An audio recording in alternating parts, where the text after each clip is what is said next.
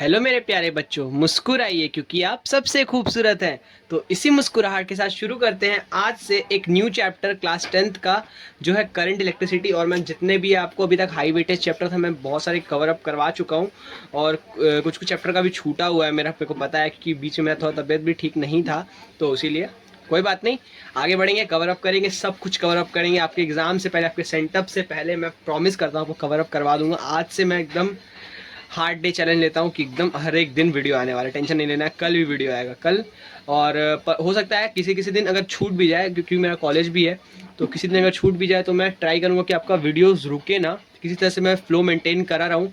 और हो सकता है तो मैं प्री रिकॉर्ड करके रखूँगा और अपलोड करते रहूँगा, टेंशन नहीं लेना है, वीडियो आपको मिल जाएगा, ठीक है। तो आज से चालू करते हैं एक नया शुरुआत, एक नए चैप्टर के साथ। करंट इलेक्ट्रिसिटी बहुत ही खूबसूरत चैप्टर है भाई, बहुत ही मज़ेदार चैप्टर है। क्या है चैप्टर का नाम?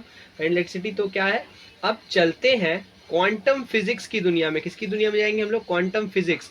मतलब अब हम लोग बात करेंगे छोटी छोटी चीज़ों के बारे में। जब बड़ी बड़ी चीज़, मतलब कैसी कैसी बात करेंगे? छोटी चीज़ों चीज़ों के बारे में, ठीक है। इसको क्या बोलते हैं हम लोग? क्वांटम फिजिक्स बोलते हैं, ठीक है।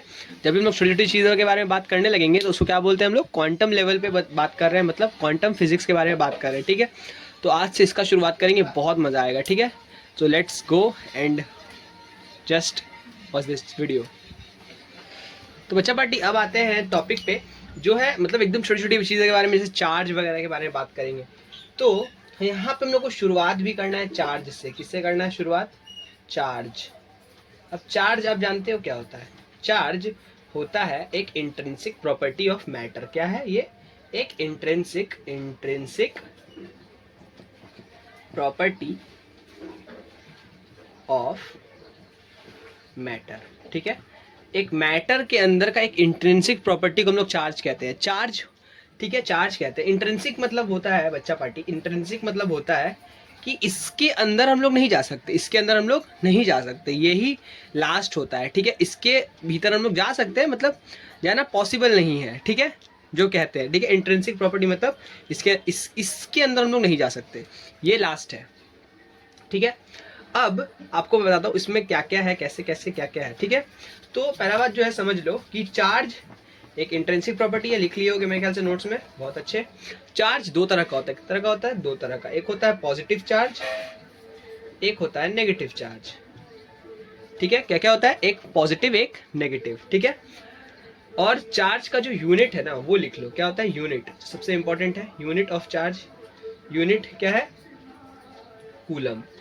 इसको हम लोग सी से डिनोट करते हैं, कूलम लिख देता हूं मैं, कूलम, ठीक है, कूलम।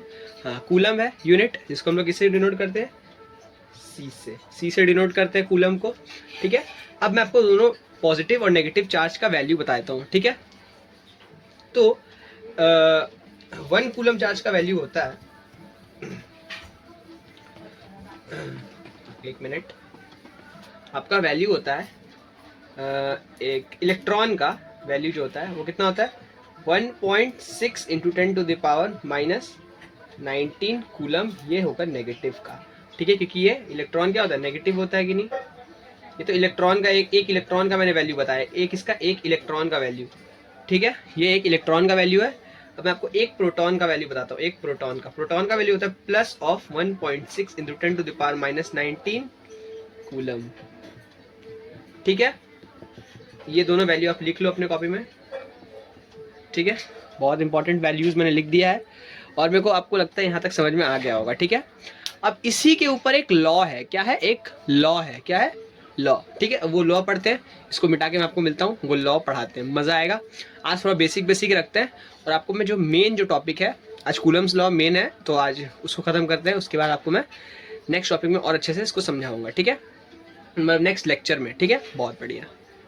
अच्छा बटी, अब जो है वो है एक बहुत इंपॉर्टेंट चीज, जो है ये कूलम्स लॉ। क्या है? Coulomb's law. तो मैं कूलम्स लॉ लिख देता हूँ, कूलम्स कूलम्स लॉ। ये बहुत इंपॉर्टेंट लॉ है, मैं पहले लॉ लिख देता हूँ, ठीक है, उसके बाद आपको मैं समझाऊंगा। For any particular medium comma दोगे उसके बाद, the force of attraction, the force of attraction between 2 point charges acting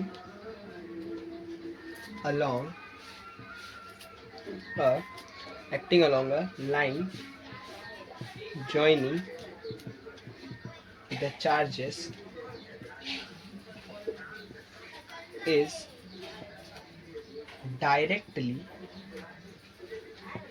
proportional to the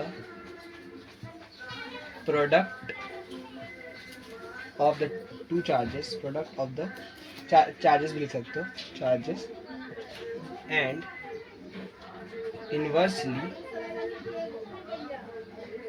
proportional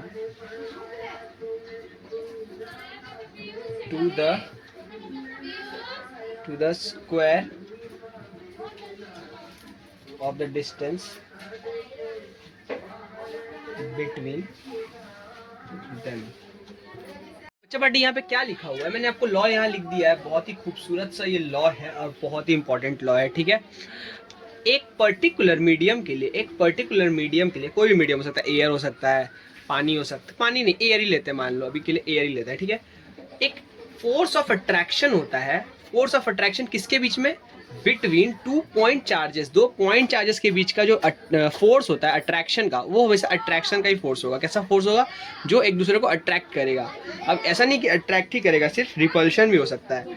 तो ये जो है यहाँ पे और रिपल्शन भी होगा, एक चीज यहाँ पे और रिपल्शन, ठीक है।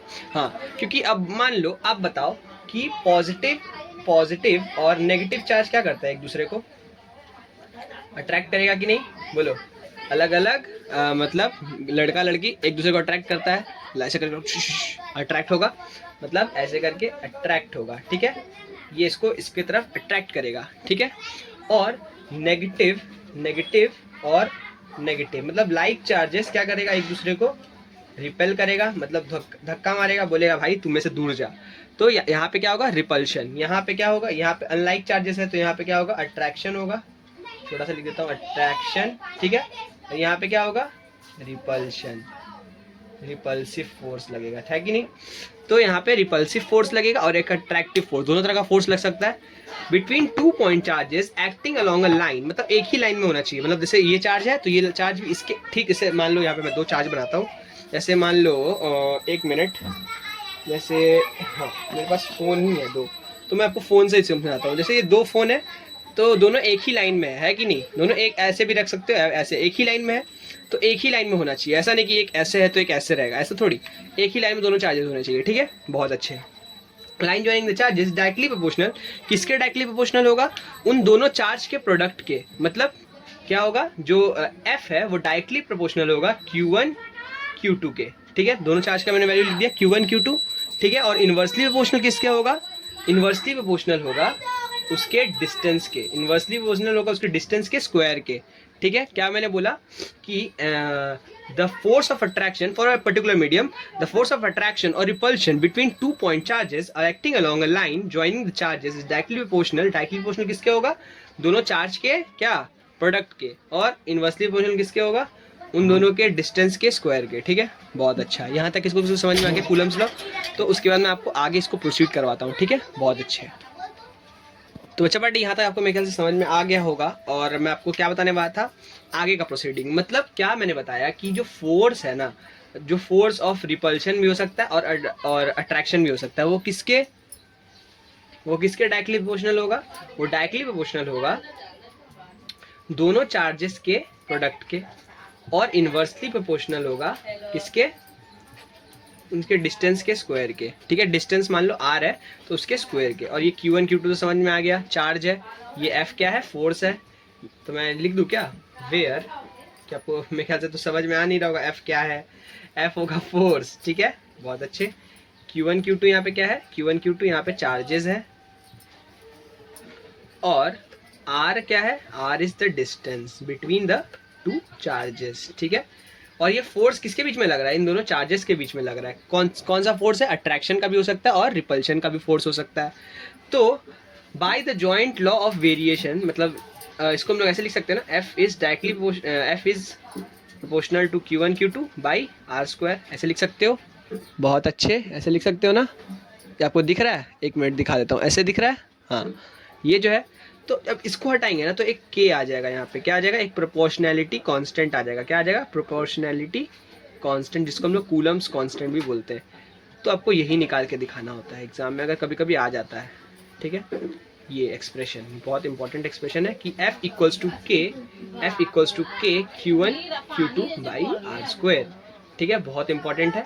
तो यहाँ पे मैं स्टार भी दे देता हूँ, इससे सम्स भी बन जाएगा बहुत सारा। ठीक है, क्या बनेगा? इससे सम्स बन जाएगा। ठीक है, यहाँ तक आपको समझ में आ गया बच्चा? बहुत अच्छे, क्लियर, बहुत बढ़िया।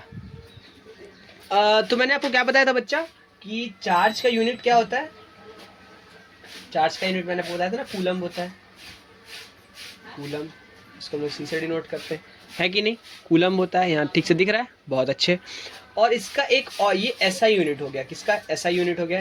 जो सबसे इंपॉर्टेंट यूनिट होता है उसको हम लोग SI यूनिट बोलते हैं। ठीक है, और एक और यूनिट होता है जिसको हम लोग CGS यूनिट बोलते हैं। CGS यूनिट इसका क्या है? ESU है। क्या है? ESU। ठीक है, ESU इसका CGS यूनिट है। किसका यूनिट है? CGS यूनिट किसका है? चार्ज का। ठीक है, बहुत अच्छे। तो अब मेरे को बताना है कि इस दोनों के बीच में एक रिलेशन होता है। वो रिलेशन आप जब 11-12 में जाओगे तब प्रूव करके दिखाना पड़ता है। ठीक है, लेकिन अभी ऐसे आपको बस याद रख लेना है कि 1 कूलम, एक कूलम होता है इक्वल किसके? किसके इक्वल होता है? 3 × 10⁹ 3 × 10⁹ ESU चार्ज के। ठीक है, इतना बराबर इतना होता है। तो ये एक रिलेशन है। या फिर आपसे ऐसे पूछ सकता है 2 कूलम बराबर कितना होगा? तो इससे आप 2 मल्टीप्लाई कर दोगे तो कितना जाएगा? 6 × 10⁹ ESU। ऐसे करके आप बहुत सारे सॉल्व कर सकते हो। छोटा मोटा ये सब न्यूमेरिकल एग्जाम में कभी कभी पूछ लेता है, MCQ वगैरह के लिए। ठीक है, तो यहाँ तक समझ में आ गया बच्चा अच्छे से? बहुत बढ़िया, कोई दिक्कत? ठीक है, मेरे ख्याल से आपको एक चीज़ और समझा देते हैं, उसके बाद आज का टॉपिक ख़त्म कर देंगे। ठीक है, तो बच्चा पार्टी अभी तक जितना भी चीज़ हम लोग बात की है वो सब था स्टैटिक इलेक्ट्रिसिटी। स्टैटिक, जब आपने कभी नोटिस किया एक चीज़ कि आप कभी आप मानो आप माथा में तेल वेल दिए हो, अपना स्केल को अपने सर पे कभी रब करना। ऐसे आप मान लो आपका सर है, उस पर आपने मान लो रब किया इसको। ठीक है, रब कर लिया तो ना उसमें पता है कुछ अनोखा सा शक्ति आता है कि नहीं?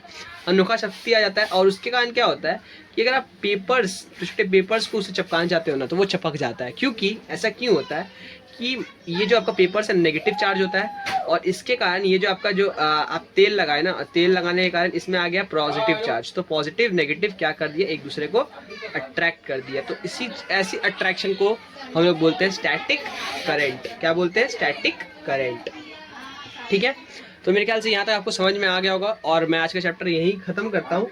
आज का चैप्टर मतलब आज का टॉपिक यहीं खत्म करता हूँ, जो था कूलम्स लॉ मेन टॉपिक। और आपको बताना कि ये स्टैटिक करंट होता क्या है। ठीक है, बहुत अच्छे समझ में आ गया कि रब वगैरह करते हैं तो जो छोटे छोटे पेपर्स होते हैं वो नेगेटिव चार्ज होते हैं, और जो ये पॉजिटिव चार्ज है, पॉजिटिव नेगेटिव एक दूसरे को क्या करता है? अट्रैक्ट कर लेता है। ठीक है, ये समझ में आ गया, चार्ज वगैरह कॉन्सेप्ट समझ में आ गया होगा। आज का टॉपिक यहीं खत्म करते हैं, तब तक के लिए सी यू, टाटा, बाय बाय।